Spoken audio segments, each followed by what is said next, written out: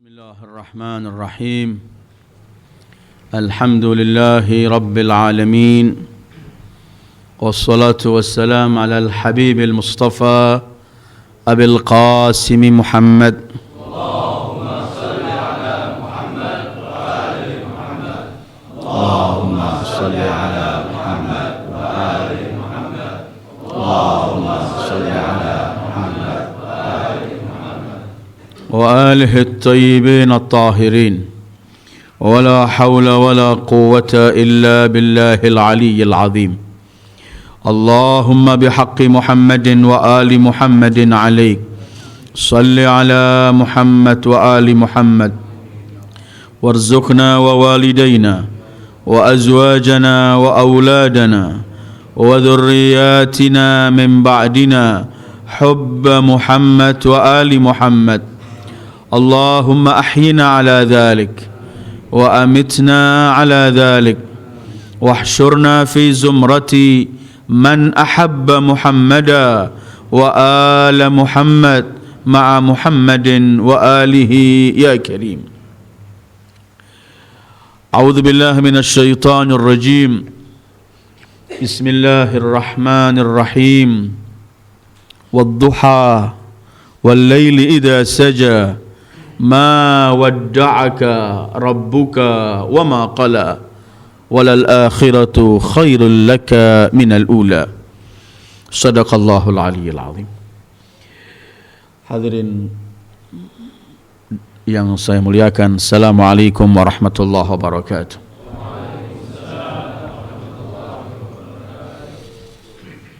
Alhamdulillah, malam ini Allah berikan kesempatan pada kita untuk mengenang dan memeriahkan hari-hari kelahiran Sayyidil Wujud, Zainil Wujud, Afdali kulli mawjud, Muhammad sallallahu alaihi wa alihi.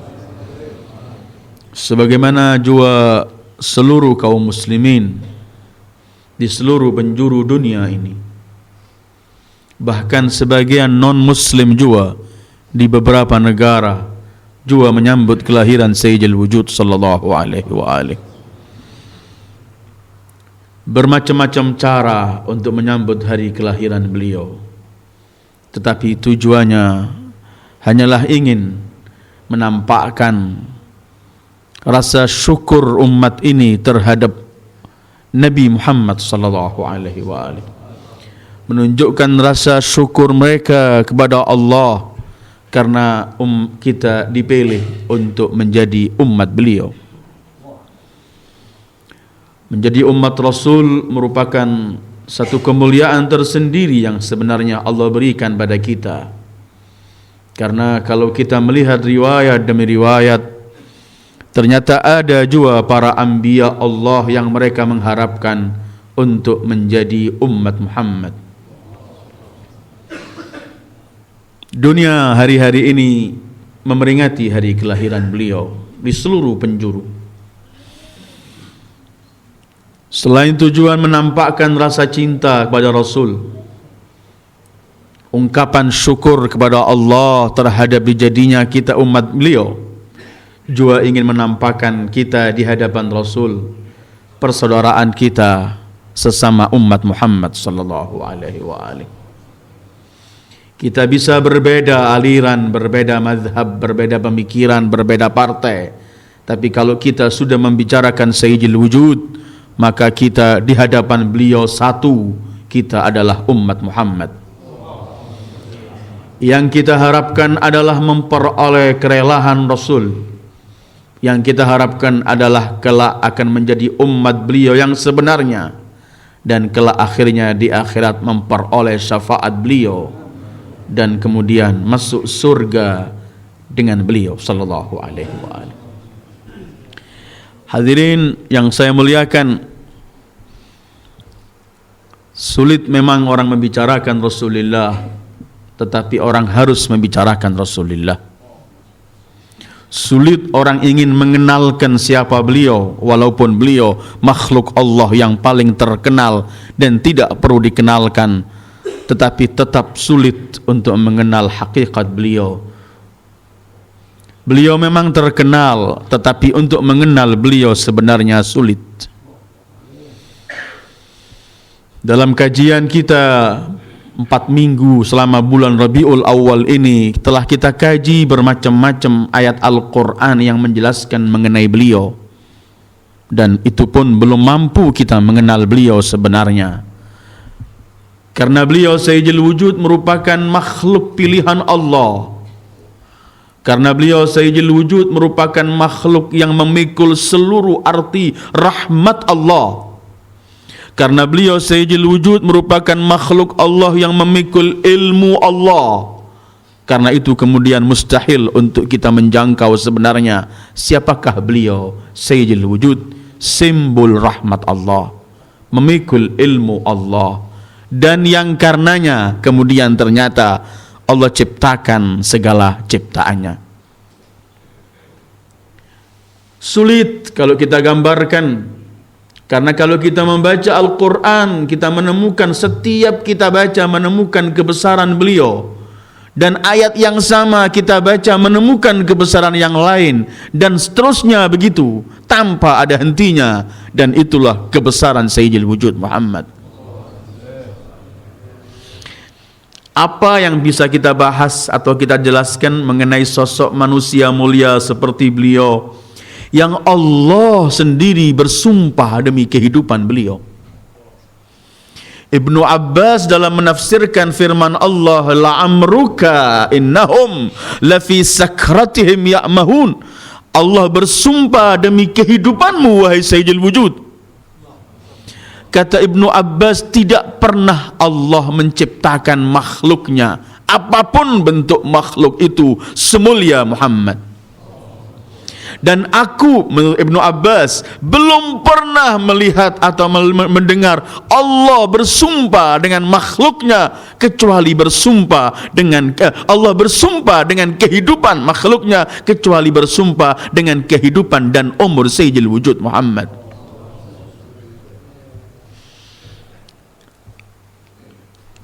Sulit kita bayangkan Allah bersumpah demi kehidupan Rasulullah, karena memang sebenarnya seluruh kehidupan Rasulullah adalah tampilan kebesaran Allah, menampilkan rahmat Allah, menampilkan seluruh arti keagungan Allah. Karena itu kemudian dalam Al-Quran Allah menggunakan beberapa namanya untuk Rasulullah sallallahu alaihi wa alihi. La'amruka innahum lafi sakratihim ya'mahun. Karena memang hanya karena kehidupan Rasulullah dunia ini diciptakan oleh Allah. Karena kalau tanpa Rasulullah tidak pernah akan ada makhluk yang ada.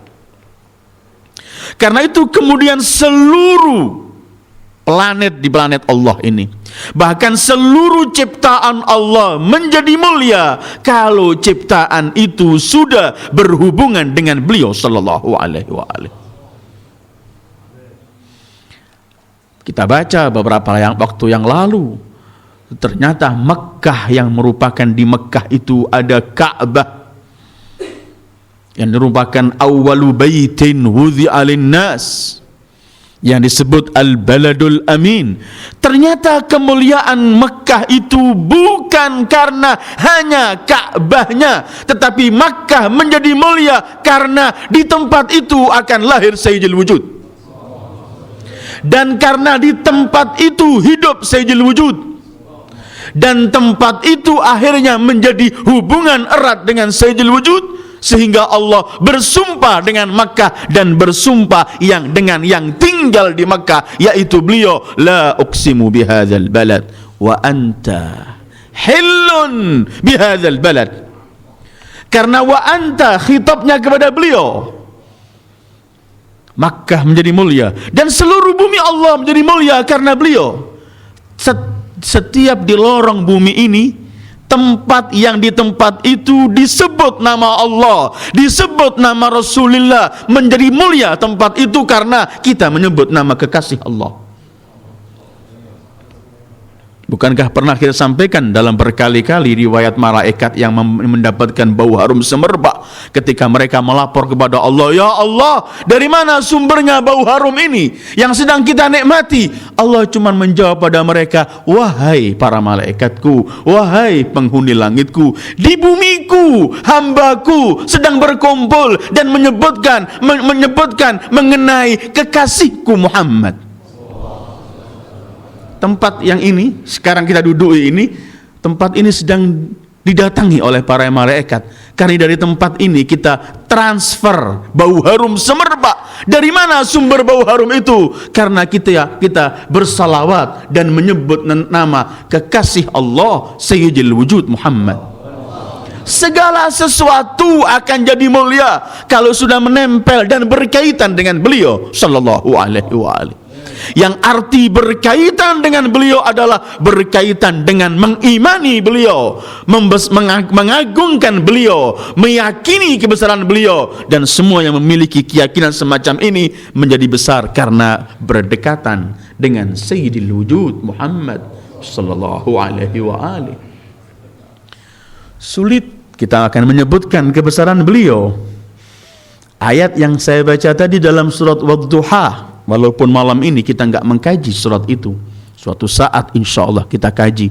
Cuman ada beberapa ayat dalam ayat itu yang ingin kita sebut, kita tampakkan bagaimana kebesaran Rasulullah di hadapan Allah. Sejarah katanya mencatat bahwa terlambat sedikit berhari-hari wahyu sehingga Rasul sangat rindu dengan wahyu itu. Tidak lama kemudian orang-orang kafir sudah mulai berbicara bahwa Muhammad telah ditinggalkan oleh Tuhannya. Muhammad yang mengaku memperoleh wahyu sudah tidak lagi memperoleh wahyu. Rasul sangat memikirkan hal ini. Tidak lama kemudian turunlah Jibril dengan ayat yang saya baca tadi. Wadduha wal laili idza saja ma wadda'aka Rabbuka wa ma qala. Muhammad, Tuhanmu tidak pernah meninggalkan kamu dan tidak pernah marah denganmu. Allah untuk mengatakan aku tidak pernah meninggalkan kamu, Allah bersumpah terlebih dahulu, karena ini khitabnya untuk Sayyidil Wujud. Ma wadda'aka rabbuk, tidak pernah kamu dibiarkan, ditinggalkan, tidak pernah akan pisah denganmu Sayyidil Wujud. Ma wadda'aka rabbuk. Kita lihat dalam perjalanan hidup Rasulullah, tidak pernah ditinggal oleh Allah. Bukan saat beliau lahir di alam ini, sebelum alam ini pun dan sebelum seluruh alam diciptakan. Karena yang pertama diciptakan oleh Allah adalah hanyalah nur beliau sallallahu alaihi wa alihi. Dari semenjak nur itu mendapat khitab dari Allah untuk menjadi Nur Muhammad, semenjak itu di alam sana sampai alam ini dan sampai alam berikutnya, ma wadda'aka rabbuka wa ma qala. Allah tidak pernah meninggalkan kamu. Bagaimana Allah meninggalkan kekasihnya sementara semua wujud ini diciptakan karena beliau? Kullu yaumin huwa fi sya'n. Setiap saat Allah mempunyai ketentuannya dengan hambanya, dan setiap saat itu ada hubungan dengan Sayyidil Wujud. Kalau setiap saat Allah mencurahkan rahmatnya kepada makhluknya, kapan rahmat itu sampai pada makhluknya kalau enggak melalui Sayyidil Wujud, simbol rahmat Allah, pemikul rahmat Allah. Wa ma arsalnaka illa rahmatan lil alamin. Ma wadda'aka rabbuk. Memang dalam surat Ad-Duha Allah sebutkan satu demi satu, mulai beliau kecil, mulai yatim, mulai beliau enggak memiliki sesuatu, mulai beliau belum diberi menjadi nabi, terus disebut oleh Allah. Karena itu suatu saat Rasulullah sallallahu alaihi wa alihi pernah menyebutkan dalam beberapa hadisnya bahwa beliau pernah minta sesuatu pada Allah, tetapi kemudian beliau mengatakan, aku menyesal minta itu. Coba aku enggak minta sesuatu dengan Allah. Diriwayatkan dari Rasulullah sallallahu alaihi wa alihi bahwa beliau pernah bersabda, Sa'altu Rabbi mas'alatan wadidtu anni lam as'alhu. Aku minta sesuatu, tanya sesuatu kepada Allah. Aku saat itu mengharapkan, coba aku enggak minta. Karena maqam beliau adalah maqam ridha. Ridha yang selama yang tidak meminta. Yang beliau pernah mintakan sebenarnya cuma begini, ya Allah, dulu ada nabi-nabi sebelumku. Saat di antara mereka ada yang kamu berikan angin untuk senjatanya. Di antara mereka ada yang kamu berikan kekuasaan untuk menghidupkan yang mati. Dan Rasul belum menuntut, aku kamu beri apa? Belum. Tapi masih ini ungkapan Rasulullah. Spontan Allah berfirman kepadanya. Langsung Allah berfirman kepada Rasulullah sallallahu alaihi wa alihi, alam ajidka yatiman fa'awaituk. Bukankah aku menemukan kamu yatim, kemudian aku yang memelihara kamu? Siapapun yang kemudian mempunyai jasa dari Rasulullah, dimulai dari ibu beliau Aminah, dari Abdul Muttalib, dari Abu Talib, semua kecintaan yang mereka miliki itu ialah karena Allah alqal mahabba fi qulubihim. Karena yang nangani langsung Allah. Alam ajidka yatiman fa'awaituk. Karena itu kemudian orang-orang yang pernah berjasa sama Rasul ini, karena beliau dilahirkan enggak pernah lagi melihat ayah beliau. Beliau lahir sudah yatim. Beliau langsung disambut oleh ibunya. Kemudian ibunya wafat oleh Abdul Muttalib yang memelihara. Dan kemudian Abdul Muttalib mencintai beliau melebihi mencintai seluruh anaknya dan melebihi mencintai untuk dirinya sendiri. Dari mana itu? Allah yang memberikan kasih sayang itu kepada Abdul Muttalib. Alam ajidka yatiman fa'awaituk. Abdul Muttalib wafat, kemudian beliau dipiara oleh Abu Talib, dan Abu Talib adalah satu-satunya manusia yang siap mengorbankan dirinya, tapi jangan menyentuh Rasulullah sallallahu alaihi wasallam. Abu Talib yang selalu berkata pada anak-anaknya, kalau mau makan, telah mereka duduk di meja makan, jangan ada yang menyentuh makanan sebelum Muhammad. Abu Talib yang kalau mempersiapkan pakaian untuk hari lebaran, jangan ada yang menggunakan baju baru sebelum Muhammad. Abu Talib yang berkata berkali-kali pada putranya Ali ketika di Syaib Bani Hashim dan pada anak-anaknya, setiap malam beliau membawa Rasulullah dari kamar yang satu, dari tempat yang satu ke tempat yang lain. Kemudian beliau berkata, kalau ada yang menculik Rasulullah malam ini, biar kalian yang mati, jangan Muhammad. Kemudian beliau sendiri berkata, kalian wahai seluruh kufar Quraisy tidak mampu menyentuh dan melukai dan menyakiti Muhammad kecuali kalian melangkahi mayatku terlebih dahulu. Alam ajidka yatiman fa'awaituk.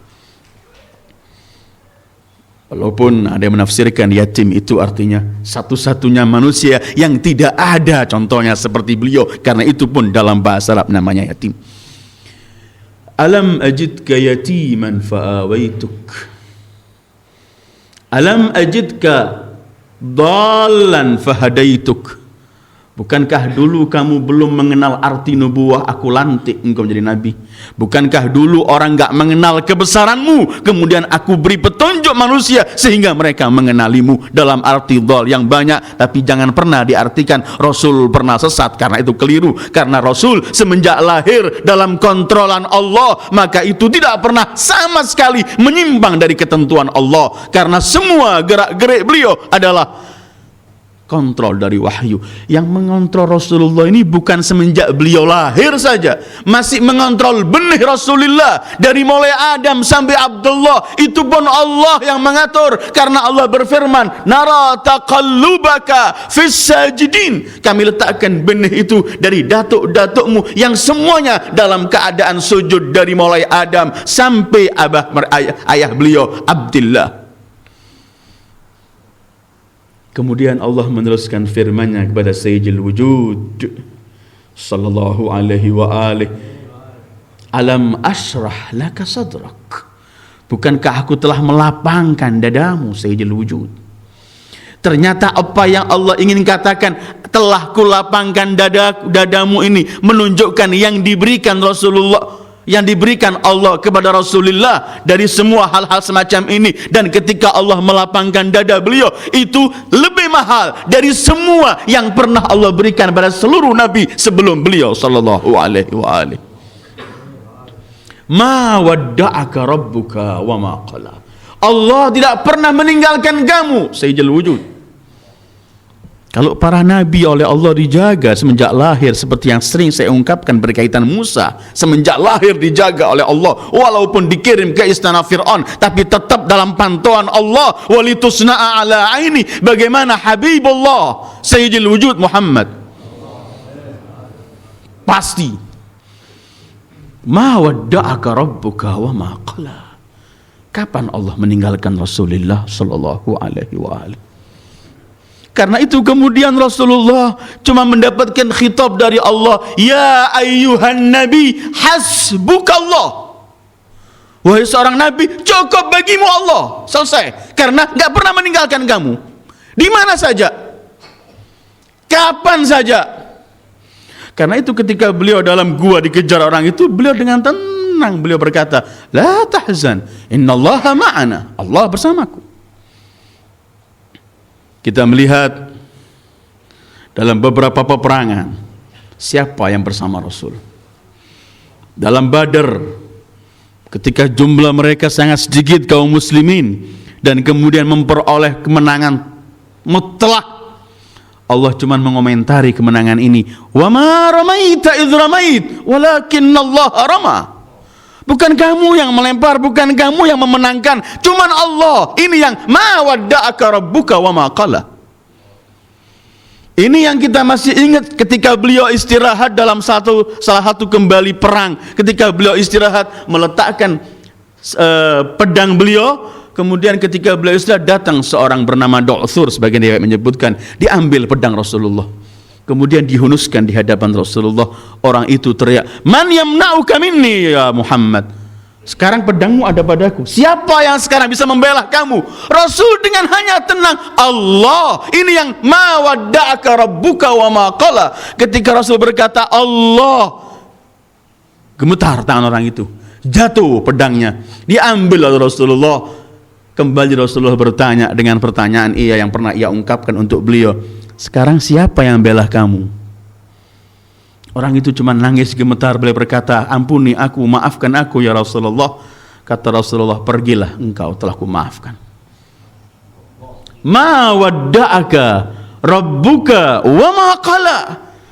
Di mana saja, di alam itu, di alam ini, dan kelak di alam akhirat, tetap ma wadda'aka rabbuk wa ma qala.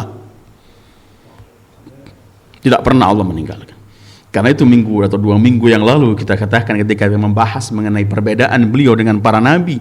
Kalau Ibrahim alaihissalam ketika dalam api Namrud, ketika beliau dibakar dan menolak jasa para malaikat untuk membelanya, karena Ibrahim cuma berkata hasbiyallah. Ibrahim berkata hasbiyallah, Sayyidul Wujud belum berkata hasbiyallah. Allah telah berfirman kepadanya, ya ayyuhan nabi hasbukallah. Ma wadda'aka rabbuka wa ma qala. Cuman yang menarik malam ini, ketika turun ayat ini surat Wadduha, Rasulullah sallallahu alaihi wa alihi, karena sudah lama menanti ayat ini, karena terputus berhari-hari wahyu, ketika datang surat ini Rasul sallallahu alaihi wa alihi menyambut Jibril, kemudian beliau bersabda, ma ji'ta hatta ishtaqtu ilaik. Hei Jibril, kamu enggak datang walaupun sebenarnya aku sudah rindu denganmu. Sallallahu alaihi wa alihi. Rasul rindu dengan Jibril. Dengarkan jawaban Jibril. Qala Jibril alaihi salam, wa ana kuntu ashaddu ilaika syauqan walakinni abdun ma'mur wa ma natanazzalu illa bi amri rabbik. Kata Jibril, aku wahai kekasih Allah lebih rindu kepadamu daripada rindumu kepadaku. Cuman aku seorang hamba yang gak bisa turun kecuali dengan perintah Allah Tuhanmu. Jibril rindu dengan Sayyidul Wujud. Dan tidak ada makhluk yang tidak rindu dengan Sayyidul Wujud. Tidak ada makhluk yang tidak rindu dengan Sayyidul Wujud. Semua orang rindu. Abdul Muttalib, orang yang gak mau pisah sama Rasulullah. Abu Talib yang tidak mau pisah sama Rasulullah, tidak ketemu sehari saja. Beliau pasti akan mencari, semua akan merindu melihat Sayyidul Wujud. Siapa orang yang akan tidak rindu dengan Sayyidul Wujud? Para malaikat Allah ini sering mohon pada Allah izin untuk datang bermuajah dengan Sayyidul Wujud. Pernah mungkin kita baca riwayat ketika kita mengenang Asyura, ada satu malaikat yang rindu dengan Rasulullah, kemudian meminta mohon kepada Allah, ya Rabb, izinkan aku untuk datang menemui kekasihmu Muhammad.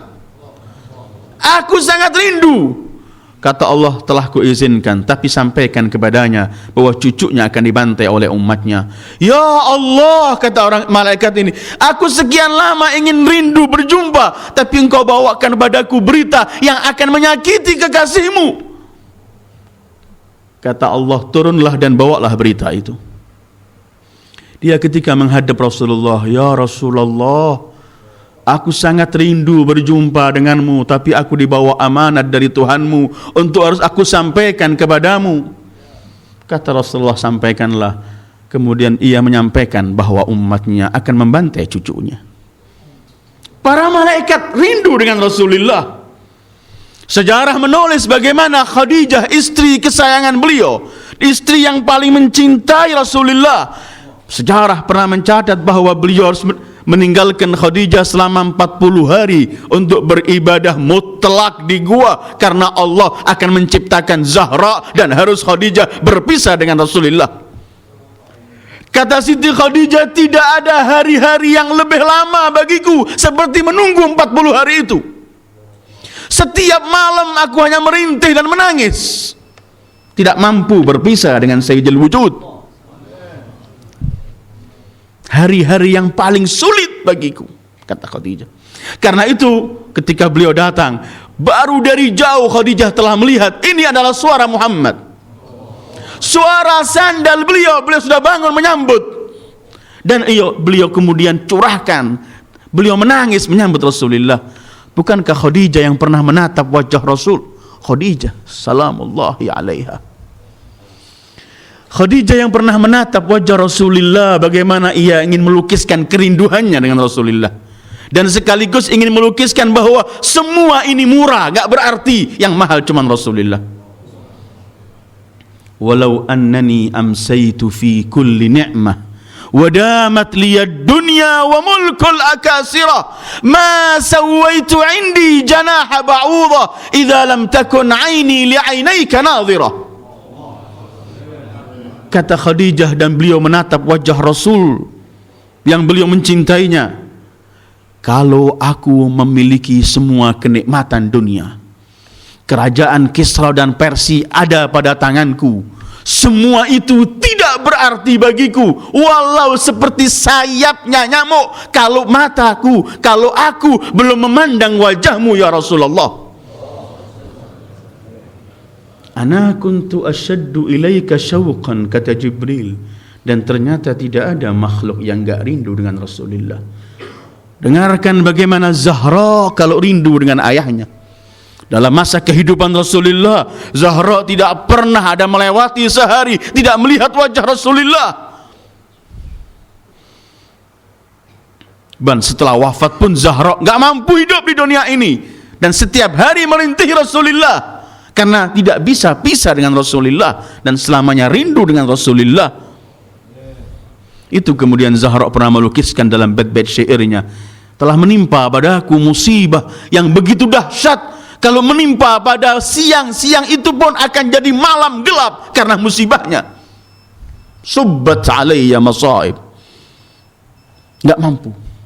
Tidak ada orang yang mampu.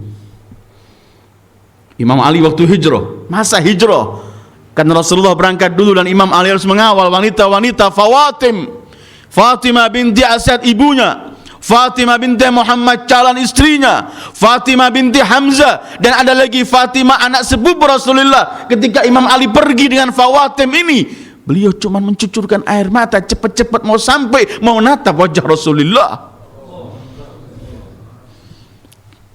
Dan ternyata Tadi kalau kita baca maulud ini sebelum maqam, Habib Ali pernah mengomentari bahwa ketika detik-detik kelahiran Rasulullah sallallahu alaihi wa alihi, bahwa langit-langit dipenuhi dengan malaikat bertasbih, bumi Allah dan semua ciptaan Allah, lautan dengan semua yang ada, semua menyambut dan rindu akan kelahiran Sayyidul Wujud.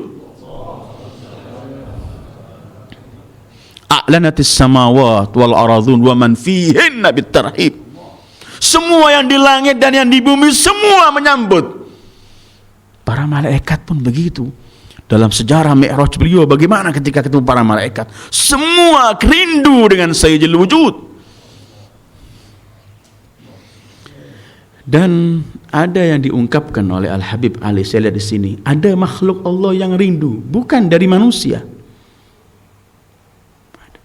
Bukan pun dengan binatang. Ada pun binatang yang datang mengucapkan Rasulullah. Karena Rasulullah pernah bersabda, aku masih ingat batu-batu yang selalu mengucapkan salam pada aku sebelum dari Rasulullah beliau.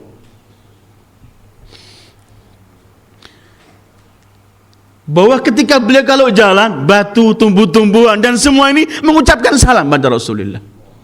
Semua rindu. Bahkan ada satu riwayat sebelum saya baca apa kata Habib Ali. Pernah Rasulullah melewati, ada seorang wanita sedang membawa anaknya umur 2 bulan. Dan wanita ini termasuk wanita yang lisannya keji terhadap Rasulullah, suka mencaci Rasulullah. Spontan anak itu ketika ibunya melewati Rasulullah, dan ibunya dengan penuh dengan dengki, benci.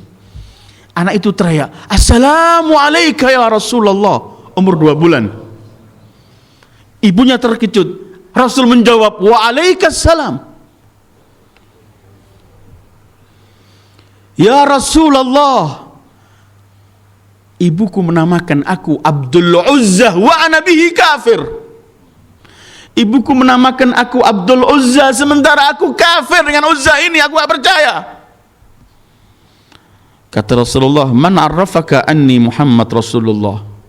Kata anak itu, "Jibril alladhi fi yaminik." Jibril yang ada di sampingmu. Senyum Rasulullah. Kata Rasulullah, "Aku ganti namamu Abdullah." Ibunya membawa dengan penuh rasa benci, tapi terkejut, tersentak ibunya melihat anak ini berbicara.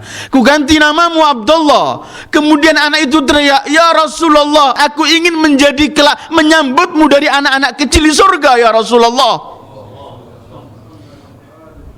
Kata Rasulullah, "Kamu termasuk mereka, wildan mukhalladin fil jannah." Mati di pangkuan ibunya langsung anak itu, setelah mengucapkan apa yang ia ingin ucapkan di hadapan Rasulullah.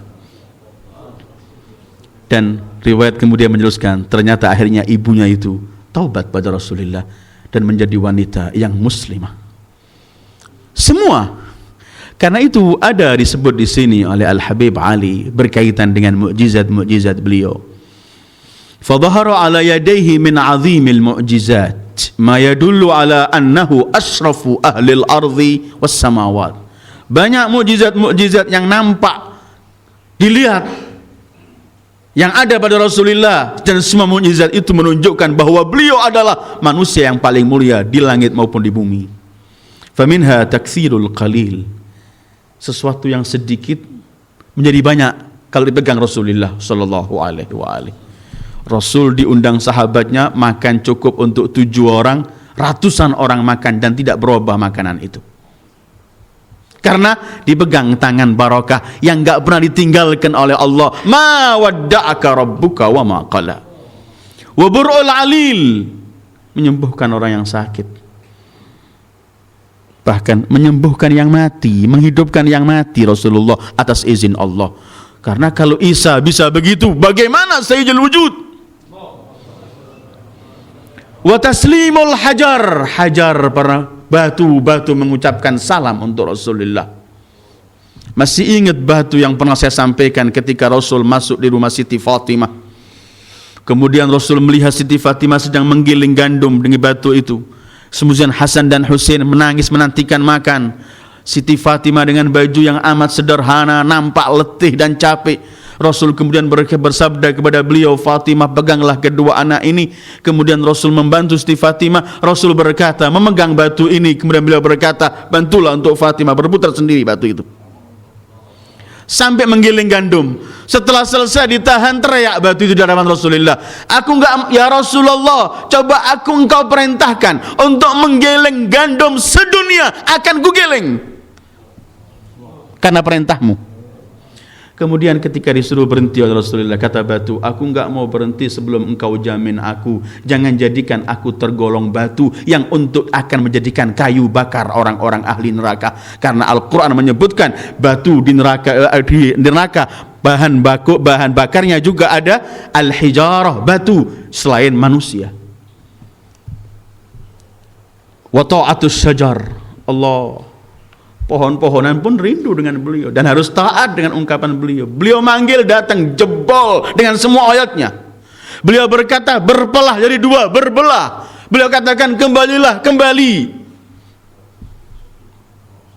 Wan syiqaqul qamar, pun bulan, wal ikhbar bil mughayyabat. Ini yang ingin saya tampilkan. Wa haninul jiz'i alladhi huwa min khawariqil adat.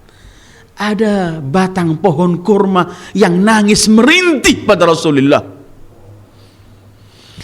Ternyata dalam buku-buku sejarah menjelaskan Rasulullah berkaitan dengan rintihan dan tangisan pohon kurma ini. Belasan sahabat yang meriwayatkan hadis itu. Dari Jabir bin Abdullah al-Ansari, dari Anas bin Malik, dari Abdullah bin Abbas, dan bermacam-macam semua meriwayatkan bahwa Rasulullah dulu di masjid beliau itu dibangun dari beberapa batang pohon kurma, sehingga Rasul kemudian juga dibuatkan seperti mimbar dari batang pohon kurma. Kalau beliau akan ceramah, naik ke batang itu, beliau ceramah.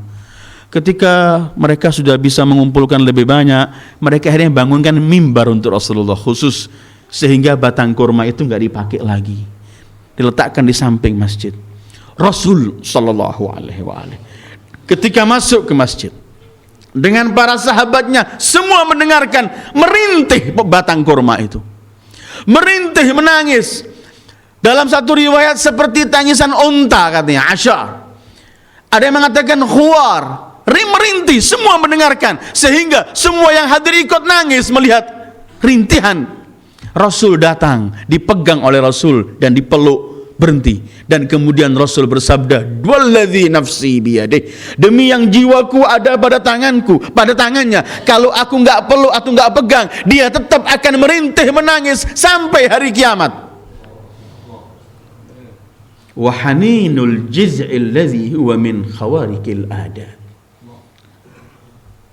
Batang pohon pun rindu pada Rasulullah, enggak mau pisah sama Rasulullah. Tidak ada makhluk yang enggak rindu dengan Rasulullah, yang mengenal Rasulullah pasti.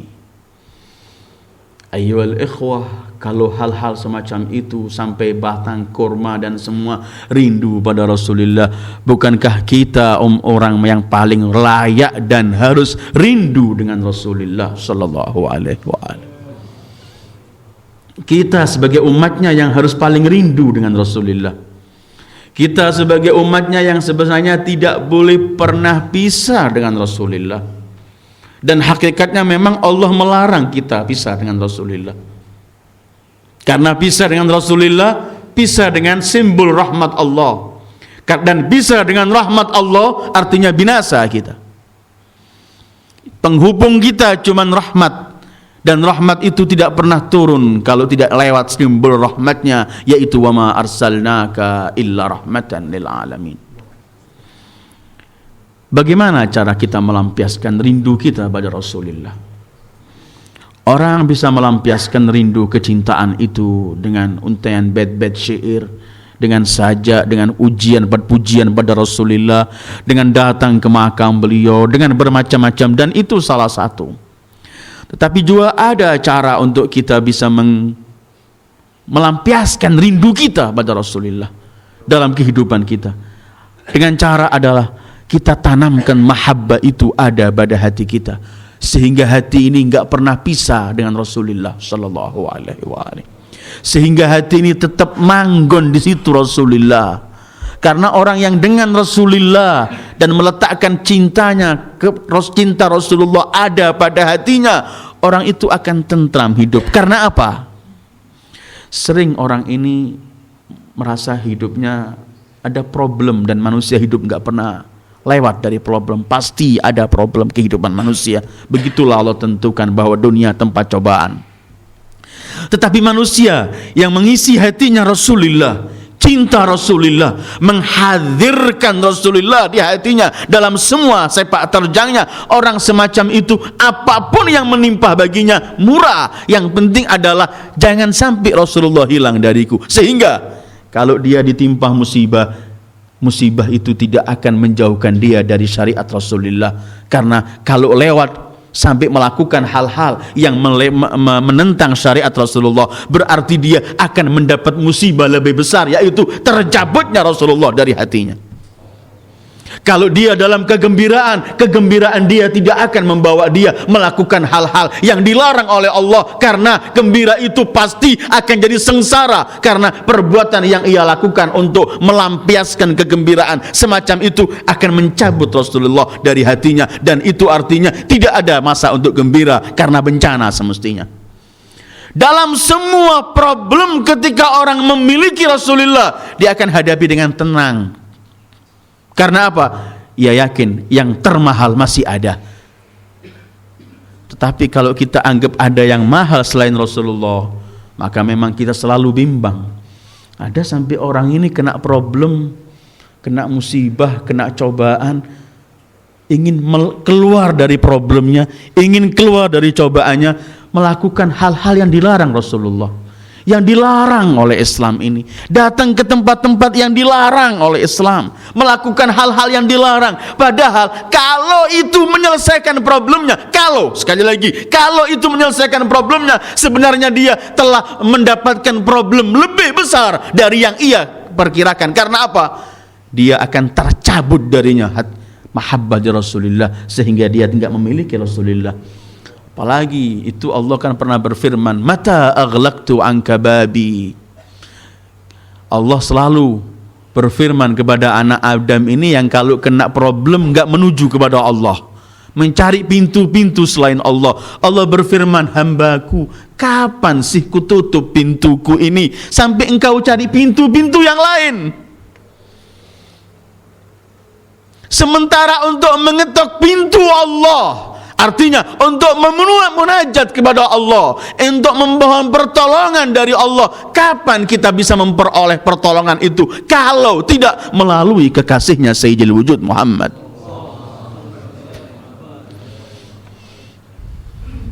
Kita kalau taubat kan disuruh lewat beliau. Walau annahum yadzalamu anfusahum ja'uka fastaghfirullah wastaghfara lahumur rasul lawajadullaha tawwabar rahima.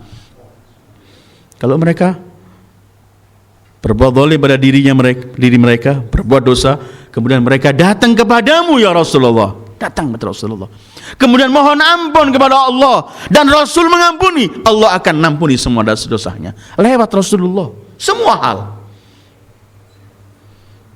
Sekali lagi, untuk menampakkan rindu itu bisa kita setiapkan setiap saat. Artinya mustahil kita akan mengatakan rindu Rasul, cinta Rasul, tapi kita letakkan Rasul nomor sekian dalam kehidupan kita.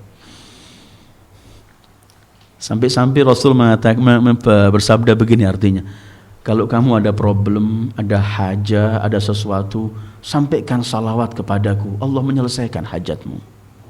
Kurang apa rahmatnya Rasulullah ini? Menyebut nama beliau, selawat itu saja menyelesaikan banyak hal. Artinya kalau kemudian orang yang seperti Rasulullah semacam ini, semua keindahan yang ada dari beliau selalu beliau berikan pada umat, dan semua yang kita harapkan selalu lewat beliau. Kalau sampai kita menyimpang dari ketentuan beliau, berarti kita akan menjadikan beliau yang nomor sekian. Jangan sampai kita pisah sama Rasulullah, karena Allah cuma menitipkan segala ini. Allah cuma titipkan, lihat saja kekasihku, cukup. Yang dari dia lakukan, ini perintahkan, dilarang tinggalkan. Wa ma ataakumur rasul fakhudhu wa ma nahakum anhu fantahu. Cukup, kata Allah, lihat saja kekasihku, yang diperintahkan laksanakan, yang dilarang tinggalkan. Allah titipkan hal itu untuk beliau. Belum lagi beliau dipilih oleh Allah jadi uswah hasanah. Jadi sebenarnya orang yang kita sedang peringati hari lahirnya ini adalah yang tidak pernah ditinggalkan oleh Allah. Ma wadda'aka rabbuka wa ma qala. Dan kalau kita bersama Rasulullah, kita pun tidak pernah akan ditinggalkan oleh Allah, karena kita bersama makhluk yang tidak pernah ditinggalkan oleh Allah. Karena itu jangan pergi ke tempat selain Rasulullah. Pintunya cuma di situ, kuncinya cuma di situ. Dan sebenarnya karena itu Rasulullah, kemarin di Surabaya saya sampaikan hadis berkaitan dengan bagaimana Rasulullah selalu memikirkan umatnya ini. Khususan karena Allah, Rasul ini kan maha rahmat, tahu banyak orang-orang yang lemah, biasa kalah dengan setannya, kalah dengan hawa nafsunya. Rasul maha tahu. Tapi karena itu selalu memohonkan lewat Allah agar diberi waktu taubat, diberi waktu untuk mohon ampun padanya. Kemudian Rasul sudah memohonkan agar orang mohon ampun sampai sebelum wafatnya, tetap Rasul masih menyebutkan, aku akan sediakan untuk mereka syafaatku untuk mereka orang-orang yang berbuat dosa. Dengarkan hadis yang disebutkan dalam kitab Al-Qabun Nabi. Bahwa Rasul pernah bersabda begini, idza aradallahu al-hasra wan nasra ahya Jibril awalan wa amarahu an ya'ti ila qabri wa yad'uni. Apabila Allah sudah menginginkan akan hari kebangkitan, akan ada mahsyar, dikumpulkan seluruh anak Adam setelah kematian. Ketika Allah menghendaki mahsyar akan dimulai, mahkamatullah akan dibuka. Di sini akan Allah tentukan siapa yang akan melakukan perbuatan indah, baik, nampak keindahannya, yang jelek nampak jeleknya. Ketika Allah menghendaki akan dimulai mahsyar itu, katanya Rasulullah, Allah membangunkan Jibril terlebih dahulu. Kemudian Allah merintahkan Jibril untuk datang ke kuburanku sallallahu alaihi wa alihi. Kenapa datang ke kuburan Rasulullah? Karena di mahsyar itu yang punya peran cuman beliau. Jadi mahsyar ketika mau disiapkan, dipanggil dulu manusia yang cuman beliau punya kedudukan di sana dan punya peran, karena semua orang nafsi, walau para anbiya pun nafsi. Cuman sayyidul wujud.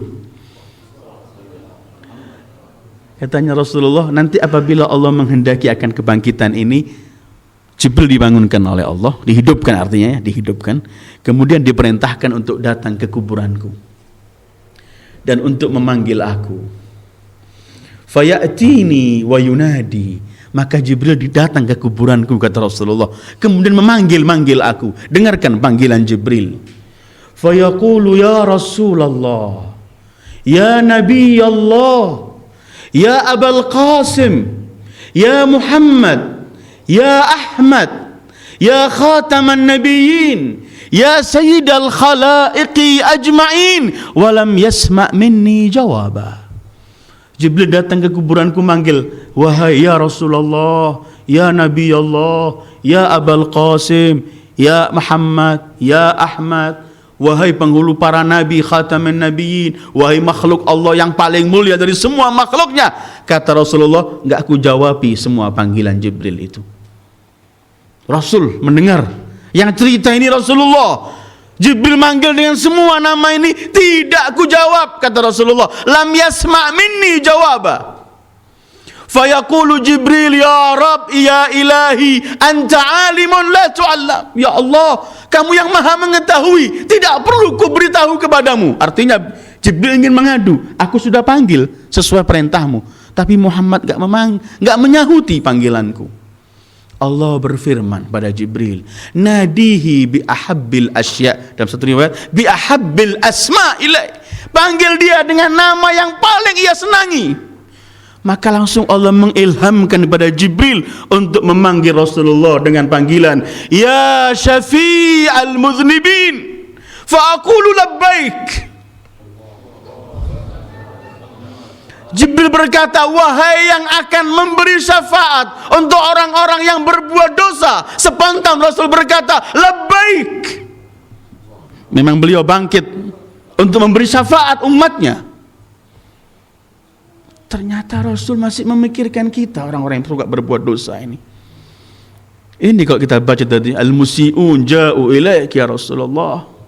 lidzambi yastaghfirunallah. Ini kita yang berbuat dosa telah datang di hadapanmu ya Rasulullah. Rasul di hari itu yang disenangi untuk dipanggil, wahai pemberi syafaat orang-orang yang dosa. Kalau ingin memperoleh syafaat Rasulullah, jangan mau pisah sama Rasulullah. Karena gak bisa dengan Rasulullah, artinya kita gak ditinggalkan oleh Allah. Orang yang sama Rasulullah tenang. Pujangga Iqbal pernah berkata dalam salah satu bait syairnya, syair ini beberapa syair beliau punya judul dalam syair itu, judulnya Konferensi Iblis. Iblis mengumpulkan semua anak buahnya dalam gambaran khayal Iqbal. Kemudian Iblis menyetuskan satu pertanyaan dan sekaligus tugas.